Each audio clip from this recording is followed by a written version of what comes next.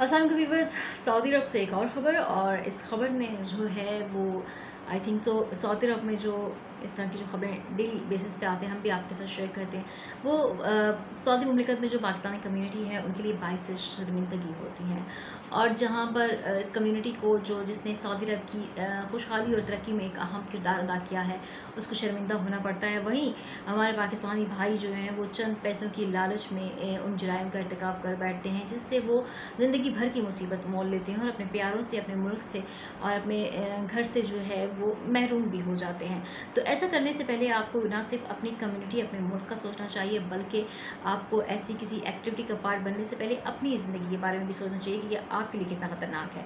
आज फिर जो लेटेस्ट खबर है वो भी यही है कि सऊदी सिक्योरिटी फोर्सेस का भेस बदलकर वारदातें करने वाला एक गैंग पकड़ा गया, जिसमें पाकिस्तानी भी शामिल थे। इनके साथ सऊदी और यमनी भी शामिल थे। एक पूरा बड़ा गैंग था। लाखों रियाल के इनसे नकदी बरामद की गई है। सऊदी और यमनी और पाकिस्तानी ये सब आए दिन कोई ना कोई वारदात और इनके एक गैंग पे ख़बरें आती रहती हैं।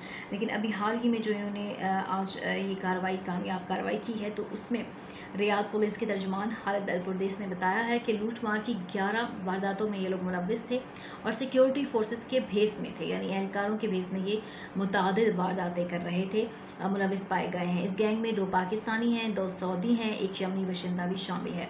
ये गैंग गैर मुल्की वर्कर्स की रिहाइश गाहों में दाखिल होकर उनके काम और दस्तावेज़ात चेक करने के बहाने जो है वो उनसे नकद रकम और दीगर कीमती अशिया छीन कर फ़रार हो रहा था।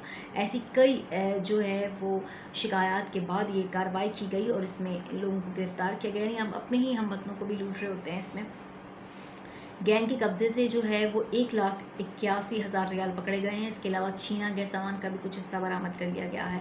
मुलज़मान के ख़िलाफ़ जो है वो सरकारी तकाज़ा का मुकदमा बनाकर इसको प्रोसिक्यूशन के हवाले कर दिया गया है।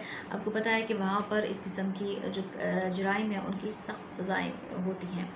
तो इन गिरफ़्तार मुलज़मान से जहाँ उनसे सामान भी बरामद किया जाता है, रियाल भी बरामद किए जाते हैं, तो फिर वो उनको अपनी सारी ज़िंदगी जेल की नज़र भी हो जाती है और उसके अलावा सख्त जुर्माने और जो सज़ाएँ हैं वो अलग से हैं।